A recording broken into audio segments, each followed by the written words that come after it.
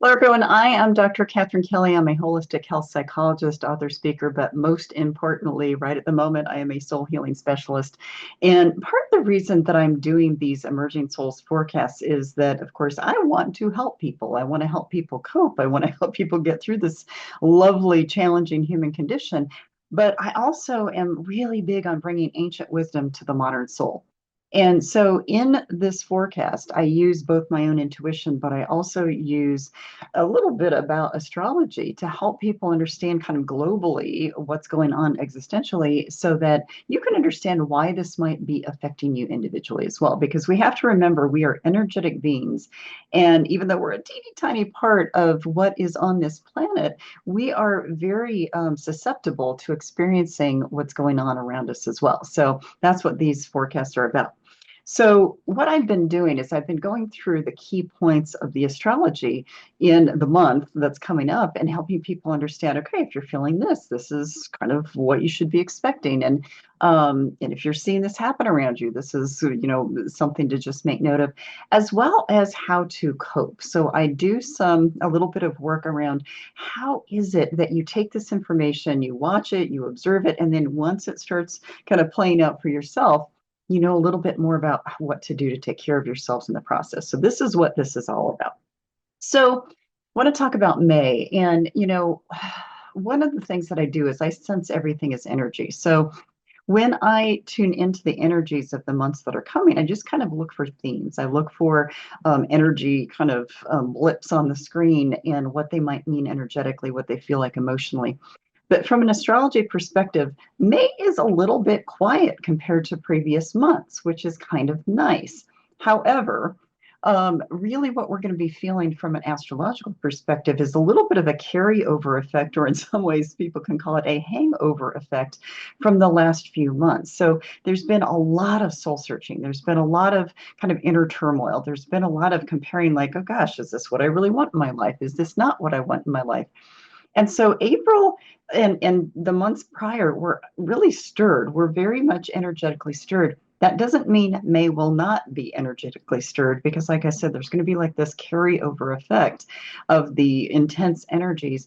But the difference is going to be it's going to feel like a little bit of a hangover. It's going to feel like a carryover effect, like, oh my gosh, wow, that was exhausting. What do I do with this? So there aren't quite as many astrological events going on, but I'm going to lay them out for you so you understand them. So we start off the month right away on May 1st with the full moon in Scorpio. And Scorpio is the planet that basically is an intense planet. So we might still feel a whole lot of intensity, but it's also about like what we're keeping hidden. What is it that we keep hidden? Now, from an individual perspective, you might start to have these aha moments or these awarenesses of, oh gosh, that was something I didn't know about myself. That was something that I kept hidden from myself. I didn't realize that other people might have seen it, but I didn't see it. So you might be starting off the month with a whole lot more soul searching and a whole lot more awareness of, wow, okay, I need to take a look at this.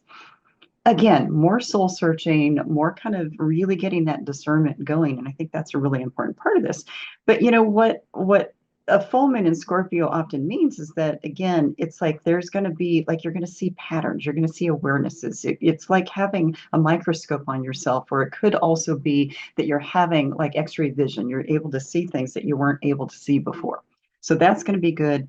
Let's see, what are my notes in here? It can be very self-confronting. And what that means is you might really have those wake-up calls and realize, wow, that's not a part I like about myself. That's something I really want to work on after I recover from realizing it was there to begin with. So that's something that, again, the first few days of the month are going to be has the potential to be very soul searching in a different way, that it's going to be like, whoa, okay, this is coming to the surface for me. Um, May 2nd, we go right into Mercury goes into Taurus. So what's interesting about the whoa from May 1st to the wow from May 2nd is being in Taurus. It's kind of more of like again, a steady awareness, but it's like taking care of yourself in a different way, looking at, wow, okay, I need to do something differently, but I need to nurture myself in the meantime of this. So Taurus is all about kind of self-care and kind of like budgeting your energy, looking at your energy, being more aware of where you're putting your reactions, where you're putting kind of your responses to things, and being, again, discerning for where you want to spend that energy. But again, it's also about how am I evolving? How is it that this is going to help me evolve? Which is exactly why I call this the Emerging Souls Forecast, or the Evolving Souls Forecast, because it's about what are we growing into. So you're going to notice some things about yourself on May 1st. May 2nd, you're going to start to go, oh, wow, I need to really nurture this. I really need to look at this.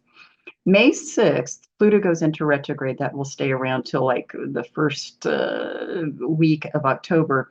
Um, Again, this is another observational time. So, how do you check your behavior? How do you kind of really look at what's going on within you? And what is it that you need to change? So, again, this is more about self awareness. This is more about consciousness kind of breaking open. This is more about really looking at, okay, how is my life working and how do I want to change things? May 16th, new moon comes into Taurus. So we've got a lot of Taurus energy. This is, again, Tauruses like to have their act together. They like to be in a straight line. They like to move forward. So this is a time where you might be going, wow, I really need to organize something. I need to realign something. I need to kind of, again, get my act together. I need to, whether it's paying bills, whether it's kind of attending to things you haven't attended to for a while. May 20th, we move into Gemini. Again, Gemini is about strong opinions and restlessness and a lot of kind of that, okay, how do I monitor basically what I'm putting out there to the world, but at the same time, how do I move into this energy of getting to know myself even more through those reactions and also through that restlessness that might be that you might be sensing. May 31st, full moon goes back into the next full moon, I should say, goes into Sagittarius. Now, Sagittarians, I'm a Sagittarian. Sagittarians are tell it like it is. They blurt things out without really paying attention to what they're saying. Now, I actually am pretty self-monitoring of that because I know what it can do. But this is a time where people might be like, what the hell? What am I doing? What am I? So it might be more of an intense time where you're like, okay, what am I doing with my life? And what is it that, is working, not working? So again, like I said, this is like a carryover of what I said last month, but it's showing up in different kinds of ways through the different planets. So more soul searching, more reflection, more kind of introspection, more kind of like, wow, what am I doing within the context of the people around me and the systems around me, and what do I want to, do as far as making a mark on this world? The beautiful thing is, we don't have really intense planetary kinds of things going on. And so it is that carryover effect, but it's a continuing process of what it is that I do in order to keep moving forward. Now, again, this is about looking at what kind of things you're repeating that don't work anymore, making better choices. So again, it's that discernment. I'm looking at my notes over here. Not looking outside of yourself to make decisions and to take action. This is a time where we're supposed to be learning to trust ourselves more. We're supposed to be moving in from this perspective of understanding what we want and need and what we don't want and need. And, it's not, it could go awry because a lot of people could take it to the extremes and say, I'm not listening to anybody ever again. That could be a problem. That could be a problem for the world, actually, if people are just taking charge of their own situations. But really, this is about aligning with yourself. And when I talk about soul health, I talk about aligning with spirit for radiant living. In other words, aligning with your soul. In other words, getting to know your soul at every level possible, in every way possible, so that you can align with yourself in a healthy way. Because if everybody on this planet was doing that, we wouldn't have war, we wouldn't have discourse, we wouldn't have disagreements, we'd just be.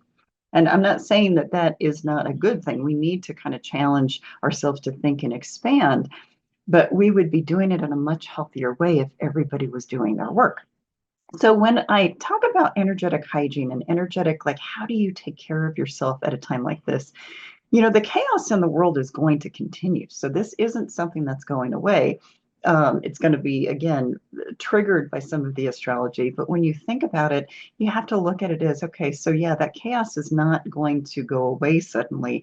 But how is it that I can be discerning for how I respond? How is it that I can make choices on what I do according to what feels right for me, what feels healthy for me, what feels like it's part of my integrity, what feels like I'm aligned with this reaction, whatever this might be.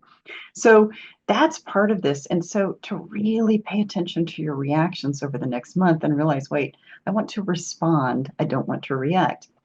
Also, from a self care and soul care perspective, what do you absolutely need to do to heal? What do you need to do to restore? What do you need to do for self care? Because the other thing is, we're getting this carryover effect or this kind of hangover effect. But usually, when we have a hangover or a carryover effect, it's like, wow, okay, I need to get back to where I was. How do I do that? What do I do to restore? So, in other words, from a very basic body, mind, soul perspective, make sure you're eating healthier. Make sure you're drinking a lot of water. Make sure that you are getting vitamins and minerals, staying away from all the preservatives and the high fat foods and the high carb foods that are sugars and things like that. The complex carbs are great, but we've got to kind of clean ourselves up from a body perspective in order to get back to where we need to be. And so also looking at things like sleep. Are you doing enough to take care of your sleep hygiene? Are you getting enough physical activity? Are you getting too much physical activity? So this is like a time to really look at the body, mind, and soul aspects and see, what do I need to align? From a mind perspective, again, cleaning up the thoughts. Am I having too many negative thoughts? Am I beating up on myself? Am I having these self-doubt effects? What is it that's going on from a mind perspective that is not healthy or aligned for my highest good? And so learning how and working on how to stop those thoughts is going to be part of the beautiful triad of body, mind, and soul. From a soul perspective, are you getting quiet enough? Now, there is amazing research out there that shows quiet and solitude, like no noise whatsoever, other than maybe natural sounds. I've got my window open so I can hear the birds, I can hear the leaves blowing, I can hear kind of the natural, rustle of the branches there. But basically, we have too much noise in our surroundings. We are on the phone all the time. We are looking at, we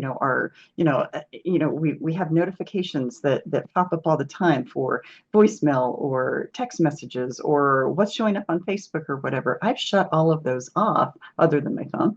But basically, shutting off the noise, shutting off the extra, because our souls need a break. Our souls need a break from this crazy, chaotic human condition. So if you're someone who watches the news all the time, stop watching the news all the time. In my old journalism days from high school, basically all you need to know is what the headline says, and you kind of have the information you need. If you're someone who wants all the details, think about what all of the details are doing to your overall health. Because we don't need all of that information. We don't need it. It's traumatizing. It's overwhelming. It's oversaturating us. So make sure that you are cleaning out the chaos, cleaning out the extra so that you don't put yourself into that place where you are on energetic overload all the time. Part three of that is to basically consider stopping long enough to ask your soul, what does my soul need today? What does my soul need today?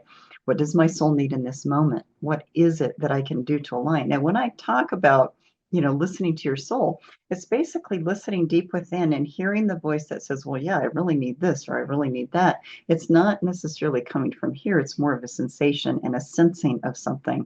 And, I know a lot of people aren't taught to do that. So, all you have to do is get quiet and start to listen, start to exercise that a little bit. Also, what is it that is misaligned for you in your life? I use my soul health model all the time to educate people to look at, what do you need to fill up? What do you need to clean out? And so the 10 branches of that soul health model can be very helpful in just assessing, wow, okay, what's working and what's not working. So energetically speaking, May is not terrible as far as what the outside energies are, what the planetary kind of reflections of, what's going on in the universe. But it's really about, kind of cleaning up the leftovers of what we had to deal with in the last few months, watching ourselves with the aspect of whatever's happening in the world around us, doing a fair bit of restoration work and kind of self-awareness about what we need from a body, mind, and soul perspective. And that is going to help you throughout the month of May.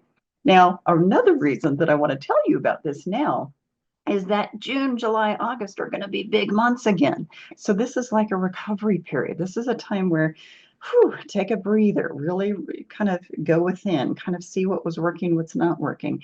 But you've got to restore this month. You've got to take some time to just get yourself realigned. And so just like Taurus says, the planet Taurus is like, what do I need to do to get my act together? Get your act together now so that the coming months will be better. What better way to prepare when we don't really know what entirely is going to happen is to just take care of our souls now.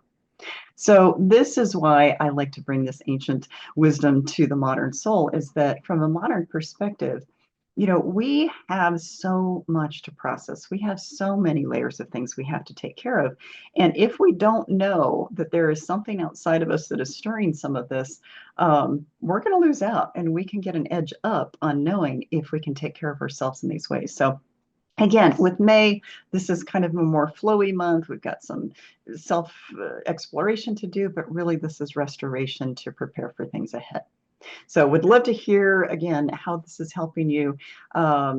Energetically speaking, it should be a little bit of a lighter month, but on the other hand, it's like you have to restore in order to know what you need for the future.